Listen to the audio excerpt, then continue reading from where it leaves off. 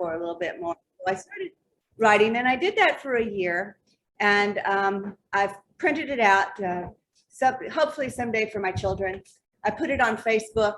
Some people may have seen my messages, and I got a lot of feedback from people every now and then that they appreciated hearing my stories, and it also brought some positivity to their life as well, which I was really pleased about. That wasn't really my intention.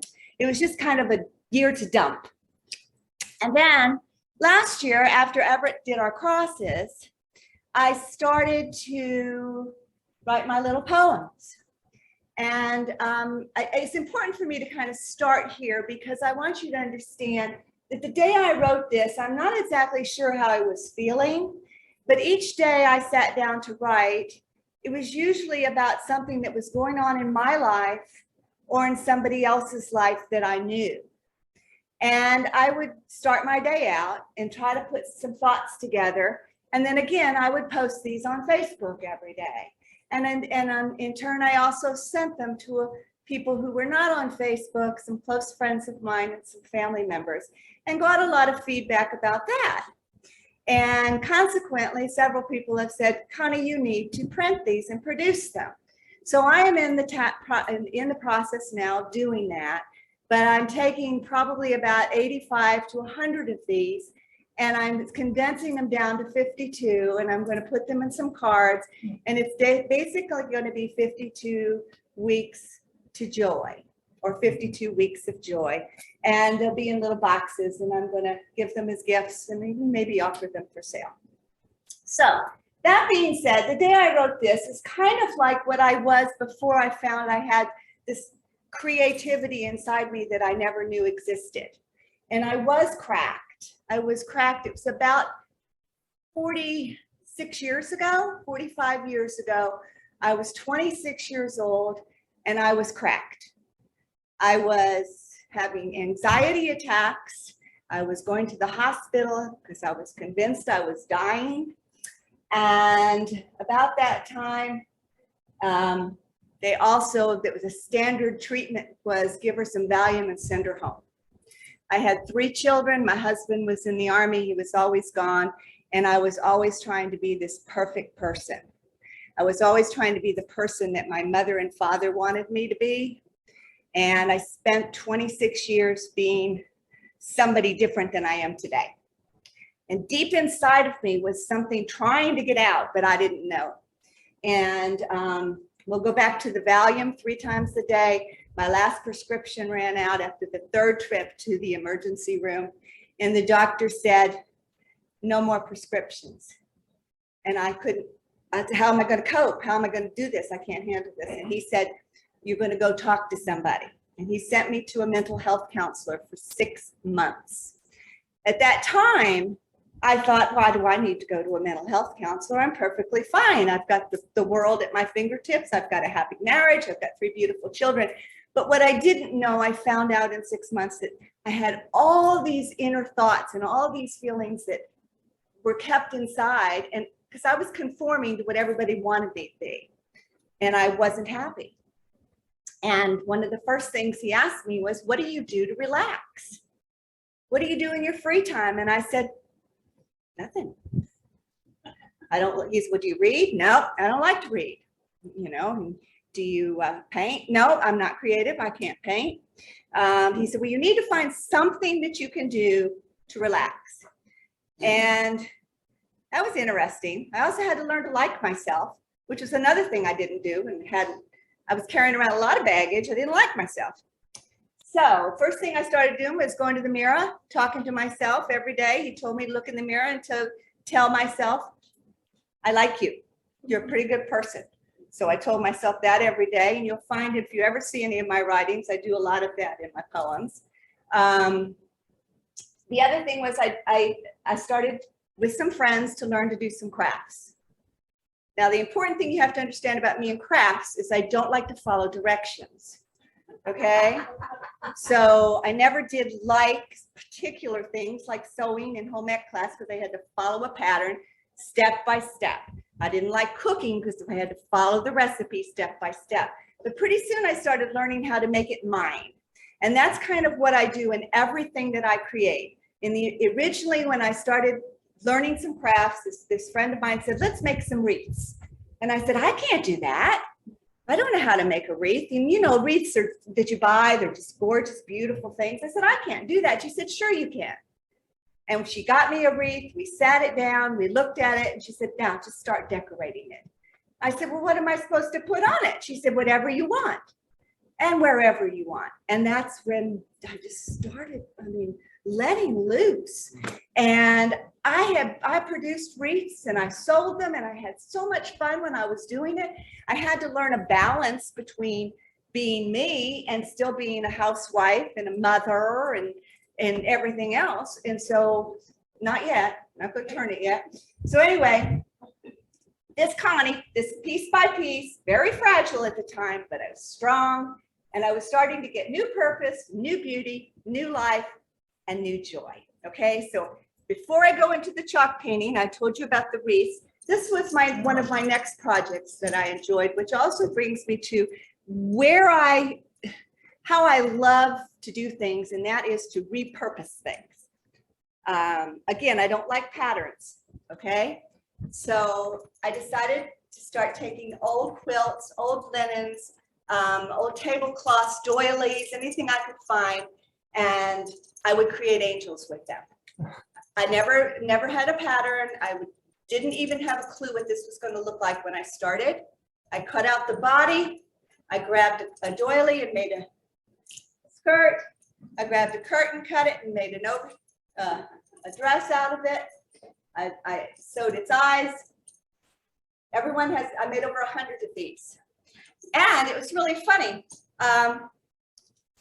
Came up with a little saying, guardian angel from above, protect and bless this house with love. And I used to go to craft fairs and I would sell them. And it was just exciting for me to hear people's comments. And before long, people asked me if I could make something for their family members. One woman brought me a christening dress and for her sister who had died. And so I cut that up reluctantly and used the entire dress to make the angel. And another woman brought me her mother's house coat, her grandmother's house coat with the chain still in the pocket and a little hanky. So the hanky became what the angel held. Every angel always held something. I put the change inside the hanky, made the angel out of the house coat, and when she came to pick it up, she just cried. So, but the important thing you have to understand is when I'm doing these things is where I find my peace. And when Father Bill's sermon today, when he was talking about peace, it's really interesting. I didn't realize it back then. I do realize it now. I've come full circle, I think, in the fact that when I am in that creative mode and when I'm doing something, I have absolutely no idea what it's going to look like when it's done. But I am loving every minute of it, and I am just so peaceful. So we can start with the next one if you like. Next slide. Here. Okay, now before I started doing this for the habitat, I decided I wanted to remake some things at home. Keep in mind, again, I want to do something, I want to recreate something that's old, something that I really don't want to get rid of, because this was my mother's furniture. And when I got ready to do it, I was really scared, and Bill Sinke would have died, you know, I was doing this to a beautiful piece of furniture from the 40s. But I don't have the patience to strip it and resand it and repaint and restain it. And I wanted a new look in the bedroom. The bedroom looked like a morgue to me. It was just dark and dreary. So that was my first project. And I was petrified. I didn't do anything but wipe it down and start painting. And this took me 2 days at the most. It wasn't 2 solid days. I did 2 coats of chalk paint on it. And the next morning I stained it with a glaze. And the next day I put stuff on it and it was ready to go. Yes. Really a stupid question. What is chalk paint? Okay, chalk paint is an acrylic based paint with plaster of Paris mixed in it. And the reason it's so popular, you've heard of milk paint in the years ago. Did you ever hear of that? Well, that's what the I'll old get that one. furniture that was painted with milk paint. Okay. It's very difficult to get it off. Okay. Okay. So, but it adheres to wood Right. easier than if I were to just take this acrylic paint it. I see, Okay. okay. I don't have to strip it. I don't have to sand it. I Okay. just start painting. And the look I like is old and battered, so it didn't matter if it has nicks and scrapes and everything else on it. I took all the hardware off, put it in a pot of boiling water and boiled it, and that got rid of all of the chemicals and stuff that had been building up on it. So anyway, that was the very first piece I did. I taught myself how to do it off of YouTube. Simple, just followed some instructions. Okay, next slide. I gotta go quick now. Okay, this is once I got to Habitat, my first project at Habitat, they were gonna sell this table for $15. Nobody would buy it for $15. And so they gave me that task. I basically just filled in some spots. I don't know if you can tell, especially down the bottom, how bad it was, and used the same color scheme for the table that my dressing table that I did one of my first projects. So anyway, they put this up for sale, entirely too much money. It hasn't sold yet. So hopefully they'll get it lower. Next one. Okay, this is an ugly pink table that they handed me. And so what can you do with it? Well, the first couple weeks I had it, I hid it underneath my other table because I didn't want any of the Habitat people thinking I'd painted it like that, right? So this one was really easy. I just washed it down and took a Paris blue paint and very lightly painted it so I could keep some of the red showing, sanded it up a little bit in places, and sanded it again at the top when I was done and put a clear finish on the top of it. And it's done. It took me about an hour and a half at the most to do it from start to finish. So anyway, okay, the next one. This table, they had a price tag of $40 on it, and it sat there for 3 months and nobody bought it. And so I decided to paint it. I got some Rust-Oleum and painted the metal. And then I did a gray paint a white base paint and a gray stain on top of it. And they're selling it now, I think, for $195. I'm not sure if it has sold yet or not, but it's very pretty. And if I had a place for it, I'd buy it. Next one. Well, no, what have I done? Oh, Okay, headboards, stars, just ripped the stars off, cleaned them, painted. That one took me about probably 10 hours because this is the fun thing about chalk paint. If you don't like it, you start over again. And so I had painted that it's probably got 6 different coats of paint on it. And when I tried to sand it, I couldn't sand it because I didn't have the strength. So I had to go back and do some other things just to make it look a little bit prettier. So the twin bedspreads. Old rocker, same thing, just painted it a different color. This I have to show you was fun and a challenge. This piece right here in the middle, it was a drop leaf table that was broken and they were going to throw it out. And so one of the workers there put a piece of wood across there, and when I got ready to do it, I couldn't figure how am I going to get it to match all the old wood, and so that took me a while, but it was fun and it was a challenge. And that one's already sold. This was the first one we did for some of the homeowners that came for a class, and she won that and she was excited. Anyway, so that's how we transformed that one. And again, I didn't do anything but start painting. I didn't sand them or do a thing to them. And this is an old pine coffee table that someone wanted it blue. So I spent several hours, just different colors of blue, and then put in some glazes on it. It was fun. And this is a piece at home that matches the dresser that I did, dressing table, and an old mahogany mirror that I just dry brushed. I just took dry paint across at different places and did a little sanding, okay? 2 more minutes. All right, I'll be done. This is my armoire that was a dreary dark brown. And this is a glass base from a florist that we used when we needed some things for our upscale resale. What can we use? What can we do? I put some primer on it and painted it with hung necklaces on it. that is amazing. So, and this was fun. My husband saved these doors that came off of our old refrigerator. I said, why are we saving these? He said, I don't know, you might find something to do with them. And I did. I needed a gift for a raffle for the cancer tournament at the golf, for the WGA. So I decided, why don't I just paint it and do Find Your Joy on it? So that's what I did. Amazing. That was fun. That it? And one more. This is the end. Before we go to that, this is what we could say, begin with a vision, stroke by stroke, warm or vibrant, creative, unique masterpiece. This is a masterpiece. Do you know what this was? This was an old black tray with these tacky little flowers all over it. And I like old beat up looking stuff. If you can, you know, I like to dress weird. I like weird stuff. So anyway, this is a patina finish on some iron and copper colored paint.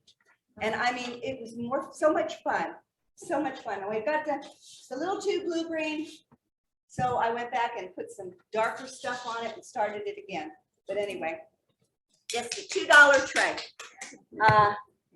And that's me right there. When you read it, that's what I do to be creative. That's where I find my peace. I'm done. Thank you, Connie. Thank you. Connie, thank you so very, very much. And now from that wild filled with joy, let's let Bill Sinky share with us what he does with wood.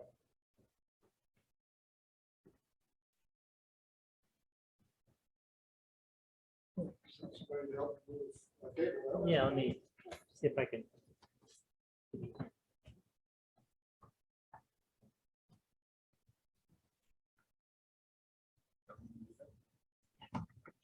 Well, most everybody knows me here. I do woodworking for a living, and I enjoy working with wood. When I got a piece of wood in my hand, I'm happy. You give me an old piece of wood, and I can make something out of it. I'm ecstatic. I don't need anything else. I don't watch TV a lot. I'd rather be working with the wood and making something out of it. A lot of the wood that I have is scrap wood. And I may have a project where I'm fixing someone's furniture, and I do fix furniture for a living. And I have a piece of wood left over. What do I do with it? Well, this little box is a piece of mahogany. And that was the end of a piece of lumber that I needed for a repair. I made a box out of it. And, you know, it's just something, you know, wasting a piece of wood. And I enjoy it to no end. And I'm getting direction. Can I just walk around and after you show Let's those? take every one of them. Hey, go Well, Go ahead. I make all different kinds. If I don't have enough wood, I'll put something together. Here we put a piece of cherry in the top, and you don't necessarily need enough wood for the entire piece. You just need to find enough wood to make the entire piece. I get a kick out of this. I've done this since I was probably 10 years old. We had an old barn in the backyard, and my uncle worked in a high school, and we got all the scrap wood that came out of the high school at the end of the year, which turned out to be a whole barn full of wood that I had to get rid of when my parents sold the house. So, but in any event, I really enjoy wood. You got a piece of wood like this. This is ambrosia maple, and this is just clear coated. Carol said to me one day, "Oh, I need you to make a shoebox." She said, "I got cardboard shoeboxes. Make me a wood shoebox." So I made a wood shoebox. Well, come take a look at it. But everything on there is natural. Nothing's been painted on there. It's just the way you find the wood. I enjoy wood because you see all these trees around here and you say, well, it's just a tree. But really, deep inside that tree, God has created a lot of art for you to find. You just have to cut it open and look for it. If you look inside a tree, it has all different shapes in the wood. You can make all different things out of the wood. And this is something God created out of a little seed. Like a human being, it starts with a seed, Same thing here, the tree starts with a seed, and you get this mighty thing, this big tall thing or a little short bush or whatever, and make something out of it or use it for something in your life. God gave us a lot of different colors, a lot of different designs. If you look at the top of this box, it's got a lot of different designs, not that I've painted in there, that God painted in there. He put those designs in there, and if you open your mind, you can find these designs and use them for anything you like. You can find wood that has color to it. You can find wood that's just plain. It has no color to it. It's got some nice stripes, nice lines to it. But we didn't put them in there, God put them in there. I enjoy looking for those things and finding those things and then putting them together. In making a box, and a lot of my boxes are like this. What we tried to do is take the grain and go all the way around the box. When boxes are judged, they're judged by how they're put together, how they're made, and the designs that are in there. And if you can place them all together, this is a pine box. Yeah.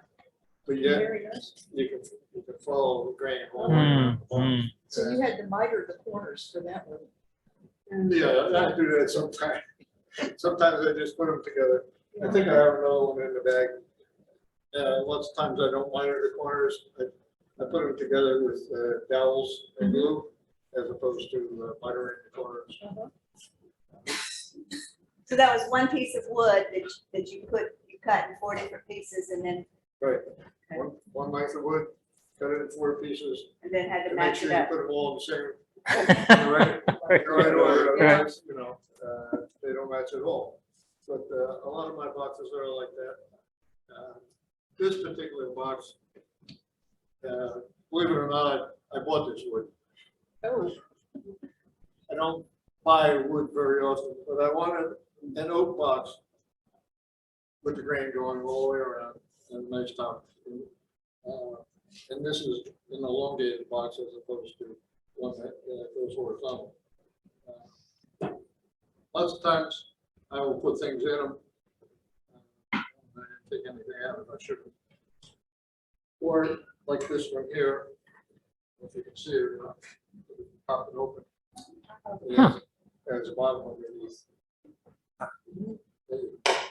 Put your mad money in there or your Secret letters. This is what I had fun with. The last time I had some wood that had a lot of design in it.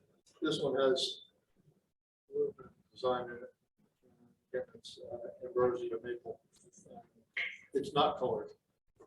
This isn't colored either. This is just clear coat on the wood. And that's what color it came out to be. This has no clear coat on it. That I didn't want. And when that pops out, it's a joy to see because you didn't know it was under there, and then all of a sudden there it is. I have a question about how you got started. When you got that barn load of wood from the high school, what kind of tools did you have to work with? Well, Was it just a handsaw and a hammer? and started out with nails? a handsaw and a hammer. Yeah. My father wouldn't let me use the power saws, Oh, Wow. and So I what- learned to what put did things together that way. what was your favorite thing to build when you first got started and didn't have power tools? Bird houses, Okay. Right. bird houses, bird feeders, Sure. we made tons of them. You didn't know what to do with this stuff, and you said, "Geez, what's the next thing that I can do?" Yeah, we made bird houses. I still make bird houses every now and then. Yeah. Just to keep practice. Mhm. But yeah, it's a lot of fun. You really can't hurt yourself, and you can make anything you want, and you just have fun. And wood gives me pleasure. Look, it gives Connie pleasure. I take Connie's perception a little bit further. bring it back to what it used to be. I know. They'll tell them about some of the furniture that you made for your home that's so beautiful. Okay. Oh, So furniture, you're then, talking well, mechanical. every once in a while, I find a piece of wood or an idea that I'd like to have for my own self or my children. And I'll make a piece of furniture. I've made hunt boards. If you know what a hunt board is, it's a tall cabinet. Stands tall. And A huge entertainment center. well, I made it. Yeah. I made my own entertainment center. I went to the store once and I said, Carol wanted an entertainment center. And I kept looking at this thing and I'm saying, $6,000 for this? Yeah, And I'm saying, no way, you know? So I made my own. And no way was it made as well as the one you made yourself. Oh, Right. No, and it's made out of wood. Yeah. right. I just wanted to mention two things. First of all, I should have brought it today. That beautiful Celtic cross that you made when I had to leave Alterville the first time and that's. Yeah. It's on my wall. I haven't seen that in a while, but I It's used, beautiful. I'll make crosses, you know, we do have some crosses that we keep around the house or I give away sometimes. And the other thing is that. Gordon's Elements Oh, table I made the that- elements table. Mhm. Yes. Yes, And Gorgeous. whether you know it or not, all these pews made it to my house one time or another. yes, they did. Yes, they did. I nailed, screwed, glued, you name it, put color on them, made them usable. Because originally they weren't too usable. And if you needed your butt pinched, these things were. Some of them had a pretty good sized opening in the back. Yeah, You moved the chair the wrong way, yeah. reminder. You wouldn't feel so good. Reminder. Probably all the pieces on the altar here I've refinished I think over so. the years. We've been here 24 years, 25 years, and I've seen just about everything in here that put together, fixed, Hmm. paint on. And what a wonderful gift you've given us. And it's a Yes. gift from God, and I enjoy it, and I get great pleasure out of it. I get great pleasure when I do a piece of furniture for somebody, bring it back to its life, original life, and they come and pick it up, and you see the big smile on their face. Either they're like Connie's people, they start crying. I have about 10 pieces. I need to bring. Okay, get some business. I brought this picture just to show people some of the things, one of the things that I've done, but I gave this to my son, and Hmm. right now. Would you like to walk up and down Sure. instead of me showing your? This is made out of hard pine. It's all hard pine. Oh, wow. You know, No. if you know anybody, Was it reclaimed lumber or did you? it was reclaimed lumber, Okay. all reclaimed lumber, Yeah. old lumber, Mhm. probably Right. from the late 1700s, early. Right, yeah, really, really tight grain. And they burn the saw blades like you can't believe. Yeah, yes. Oh.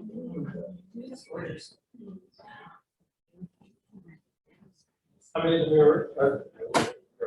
they're friends.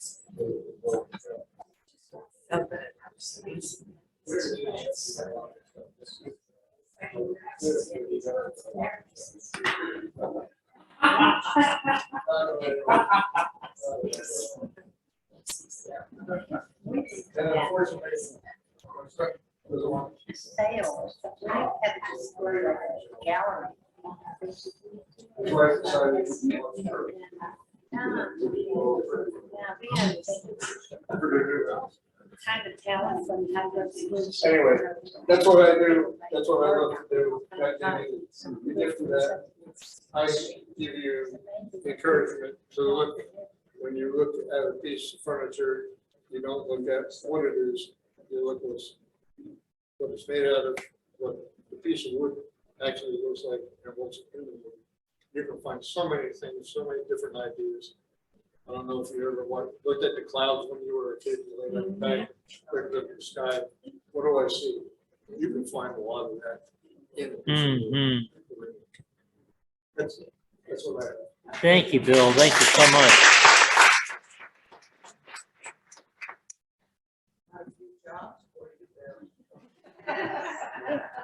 Do we need to move Oh, the by the table way, out of the we way? will. Oh, I can hear it. 11 years ago.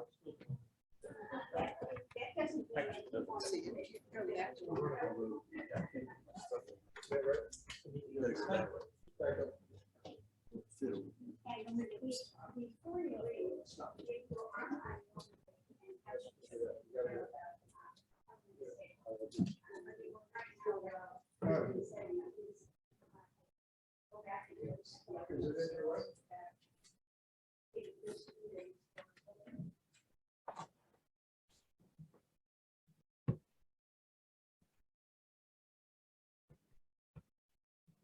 You get through there, okay?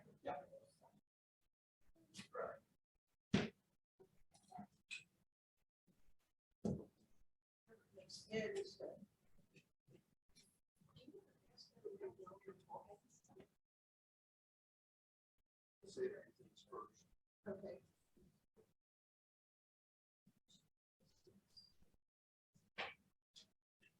I'll tell his beginning story if that's okay. His family, he lived in a small town and the family had a farm that was just outside of town. He didn't live on the farm. But he, of course, would get enlisted to help dad with things at the farm, and every now and then a piece of equipment would break. And Everett was fascinated by what a blacksmith or a welder could do to put the metal back together. Thought that was really cool. Well, then he was in the combat engineer in Vietnam, and they built bridges and piers and stuff like that. And there were guys that did welding underwater, and he thought that was fascinating. How do you do that underwater? So he's always had this kind of deep inside feeling that he wants to learn how to weld. Well, he started doing research and he found, $40,000 6-month programs to be a commercial welder. And he said, no, we don't want to do that. But after a lot of looking, we encountered a woman at a craft fair one time that makes junk art and like stuff to put out in your yard. And we found out that she teaches classes at an art center in Dunwoody. And so Everett signed up for 2 Saturdays. It was like 4 hours one Saturday and 4 hours the next. And she taught them enough to get started. I mean, he's learned an enormous amount since then. But we thank her for teaching you how to do this. Yes, and thank God for YouTube videos, because otherwise I wouldn't have say it. She left that part out. And you can't weld galvanized things without endangering your life. So if you're ever going to pick up heating things and forming things or welding things, watch those safety videos, because it probably saved my life. Bobby's told me. Yeah.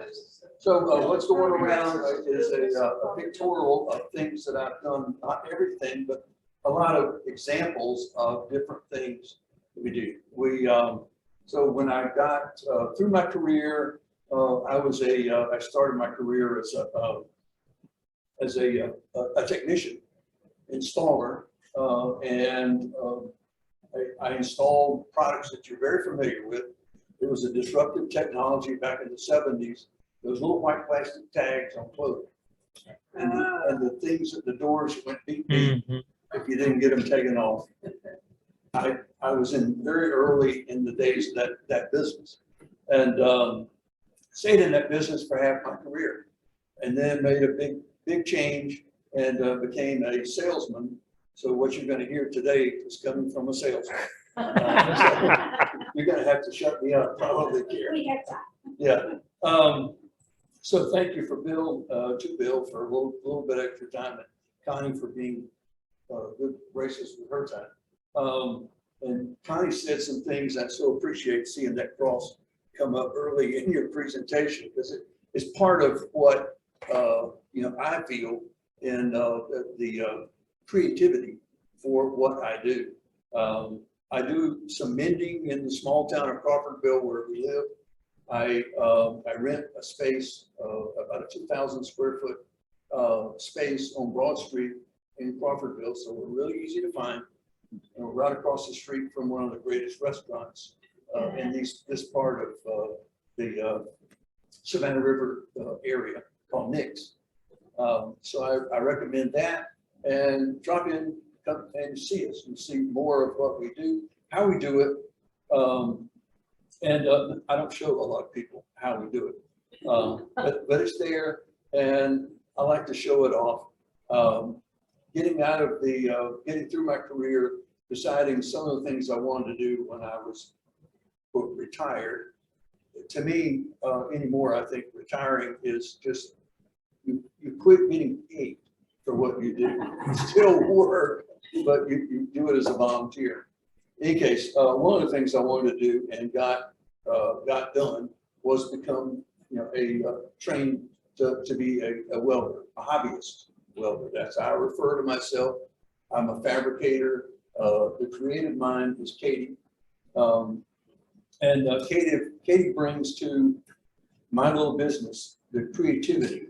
I can look at something, and I'm relatively good at looking at something and saying, yes, that's good. I can put that up for sale or put it into my home, give it to someone, what have you, and be proud of it. Katie can see things without the visual materials in front of her and say, as we're going through a salvage store or something, a bunch of rusty stuff, she said, you need to buy that. And it is some, it's some goofy looking thing, and Katie says, you kind of like what you were told, you can make something out of it. And you were told you can make something out of it. That's the part of, a big part of our business. And that is taking rusty things that were, served a good purpose when they were new and were, repairable, and became at some point not usable for what it was made for, cast aside, begin to rust if it was steel or iron. But there are more and more ways, creative people are coming up with ways to use those things. That's Yes. a good segue to what you have. Yeah, that's true. This is an old fire extinguisher. And it is, so I cut the bottom out of it. I weld something on the top so that you can hang it from different things, be creative. This is, believe it or not, that's an old welding or soldering iron. Before there was electricity, before there was heated soldering or electrified soldering irons, you put that in a furnace or a big fire, heat it up and weld things. I'm not gonna hit it with the metal because it's too loud, but very nice sound. It's really cool, this lawn art. That's what most people buy it for. One person bought one, he and his wife bought one as their front door bell. Yeah. Nice. They live out in the country, they're rarely at home or inside the home. They're out in the garden, they're in the woods, enjoying the woods, the outdoors. People come to their house, ring the front doorbell, and nothing happens. So they taught their friends, there's a gong right by the front door, hit that. By the way, he's a big UGA grad and fan, so it's red and white. This is an old diving tank. It's half of one. This thing weighs about 30 pounds.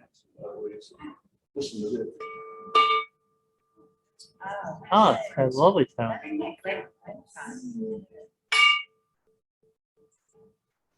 Yeah, So these are much thicker and they're a lot more resonance, but they're really, really hard to find. They're rare. But those are the kind of things that people, the person who had me make that UGA red and black gong started all this by rolling in, came in one day, this is a friend of ours, rolled in 4 rims, old metal iron rims that were rims for wooden wheels, wagon wheels. The wooden wheel was long gone, rotted and gone away, but it was his grandfather's wagon, and it's the only thing they had left of that wagon, so it meant something to him. And he had to think a few days on what he was going to do with it, and just left him in my shop and said, we'll work on it. And then one day he comes in and says, I want to use one of those gongs, different color, as a front door bell.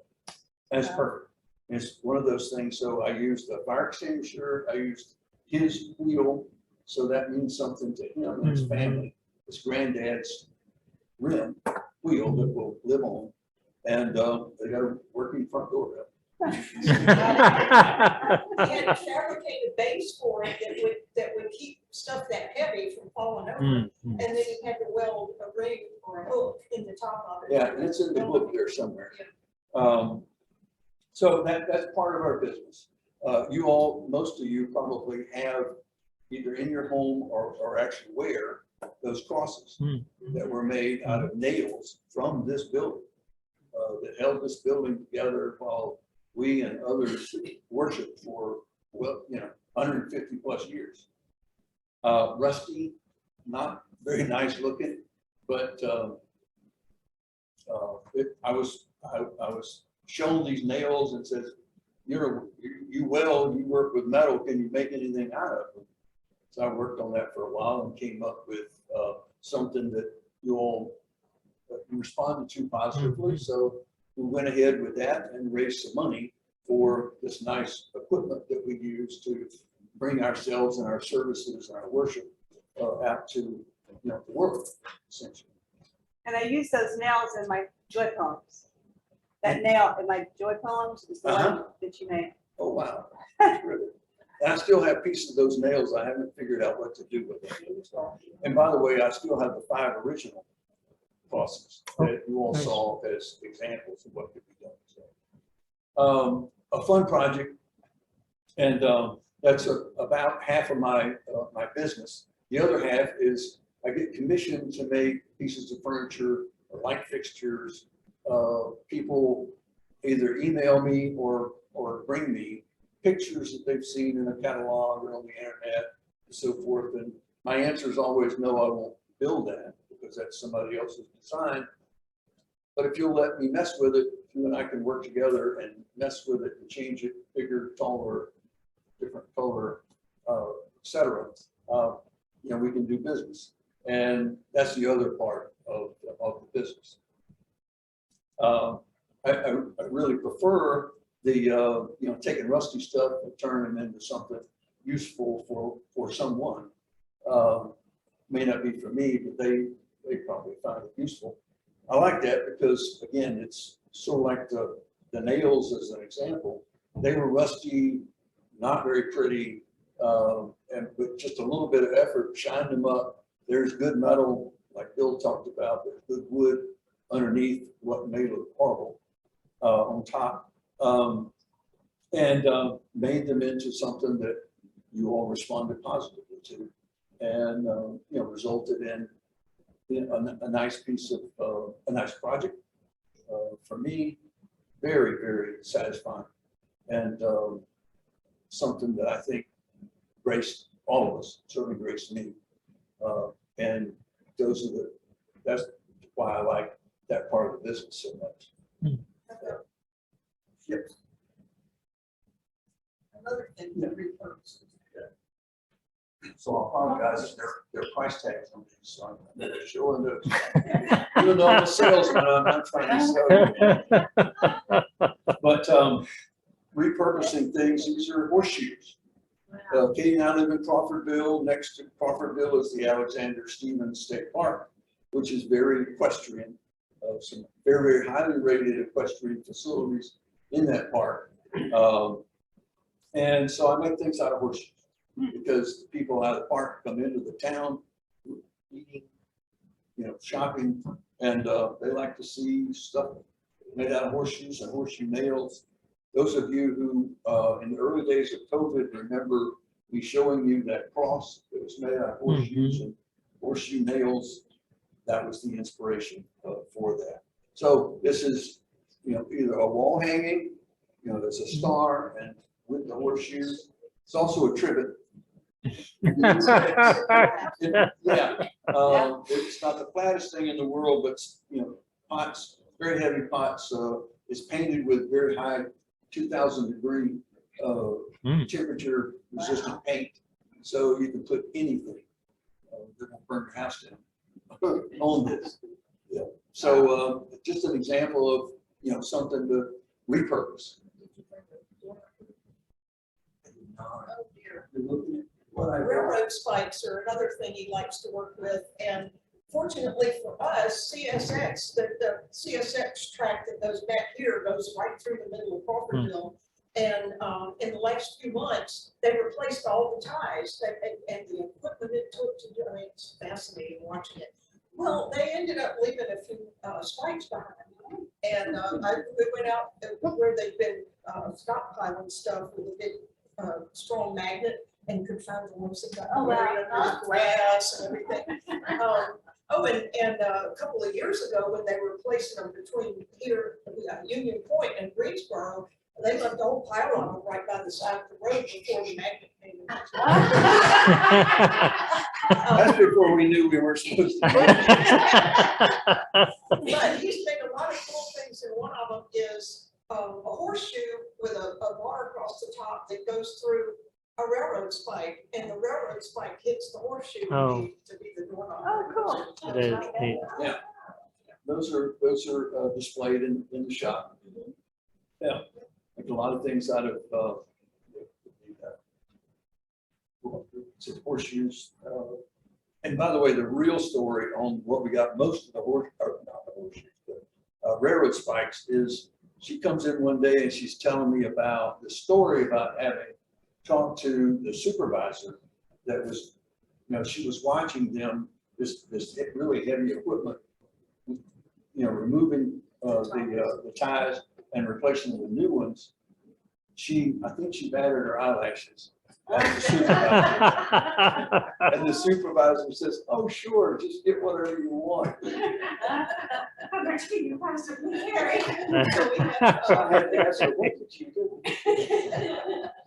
so we have plenty for him to work with. Yeah. Okay, I'm done. Okay, Please. there are things that, that God puts in my head. Here, And a lot of it is making things out of natural materials. And that little birdhouse She is one of my collects the favorites. weirdest things. I say, "What in the world?" The siding is crepe myrtle bark. The roof shingles are redbud tree seed pods. And then this is lichen out of an old oak tree, and then live oak acorn caps. The one you have is the scales from a pine cone and several different kinds of lichen and acorns and acorn caps. You make all that thing? I'm sorry? Yeah. Make all that? Yes. Wow. I use. Katie was graced with being the daughter of an architect. Architects have to be there's engineers, they have to be very, very patient. I don't have that patience, she does. And she'll sit there and put those things together. Yeah, I don't have that patience You- either. I Yeah, throw it up there. Well, and then Carolyn White got me stuck on quilting, and I'll do some of those things. But you always end up with lots and lots of scraps. So I did decoupage scrap Christmas fabric and put it on cardboard cones. Oh, how cute. again, they either go in the trash or they go onto some beautiful thing. Those are neat. This is also scraps from Christmas projects, and I sewed a bunch of skinny strips together and then cut them in all to them. So that's one of my, make something out of leftovers. And then, a couple of years ago, I started making things for Sharon Shenanigans, which is the arts and crafts and food and entertainment festival in Sharon, Georgia, which is the only other incorporated town in Tolliver County besides Crawfordville. And you think Crawfordville's small. There's four-way stop in Sharon. That's it. I think they have 52 year-round residents. But I started making little things to sell at that, and then COVID hit, and so I never did get to sell them. But this was a wall painting that I made. I was kind of, I'll pass this around. I was playing with my new sewing machine, all the fancy stitches it would do. So if you look at it up close, you can see those. And this is one of the favorite things I created with a lot of different, I love batik fabric, and that's what this is. Can you show that over And here? it looks kind of Oh, like it's so a- beautiful. kind of like a Wow. rainbow. That is beautiful. Katie has that vision, I don't. So anyway, that's the kind of stuff I enjoy doing. Wow. Giving those away. It's been around. I didn't either. Oh, Yeah, okay. that's where it's I'm showing on the camera. Oh, okay. I'm Got done. it? I'm done. Yeah. Oh, okay. Going all the way back to the. I'm recording But this. you were, oh, okay. I'm not going to do this, but should I ever decide to buy Carla and Alice a big lawn for my doorbell? How do you, how does that weather? Well, I guess maybe I should do that. I have several different colors, call them colors. They all look the same, but the response to steel or other metals is very different depending on what it's called. This one in particular is what they call gunmetal. Okay. Okay, sort of looks like a gun barrel. But this is on pure steel, so the result is a little different. Okay. And you spray it, it's not paint. It's actually rust. It's a process that starts, you spray it on, it starts very fast, almost immediately turning color. And the art is to watch it. And when it's gotten to the richness, and the depth that you want, then you put a spray on a rust arrestor, which stops the process. That's all it does. And then you air spray it off to dry it. So if you rub it immediately, you put off. You'll exchange that. So once it's dried immediately, though, then you can burnish it with steel wool or a cloth or both. And then I cover it with several coats of clear coat. Particularly, virtually all of these go outside. Yes, exactly. Right? Yeah, and I'll also usually pad, the metal parts that are going to metal against metal with material that you use, like when you dip handles into a thick paint, and that cushions that so that you don't rub, the clear coat finish off of it. I go through several processes to make sure, water is persistent. Yeah. It is going to rust eventually. Right. I teach my customers about the clear coat paint and or some other color, if it's a color like that is black. Rust-Oleum usually paint, Right. just to touch it up, and you don't even need to remove the rust unless they really allowed it to rust. So, yeah, it's a little bit of maintenance, but usually not for years. Some people like the rust look. Yeah. Yeah. Yeah, the customer who bought the black and red gong as their front doorbell did not want his grandfather's rim clear coat. I told him, I said, that rim is going to paint or it's going to rust as soon as, within a few, next time it rains, it's going to start rusting again.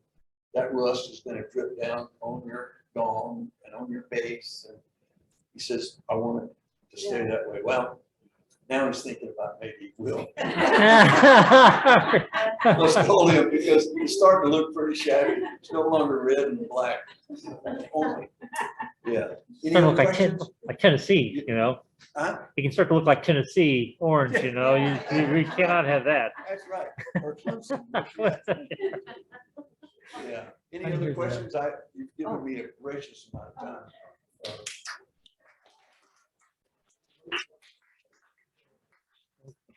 I'm wondering if all of our presenters might be open to some questions just from the floor for the last couple of minutes we might have.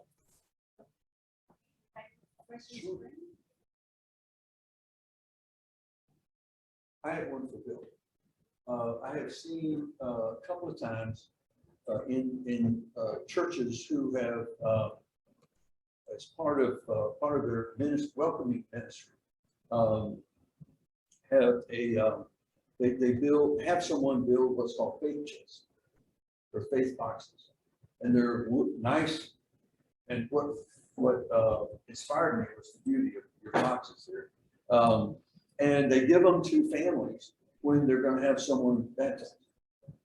And what they tell the congregation is you can make a donation, just a handwritten card or just a card, anything you want, think it's appropriate to put in that faith box.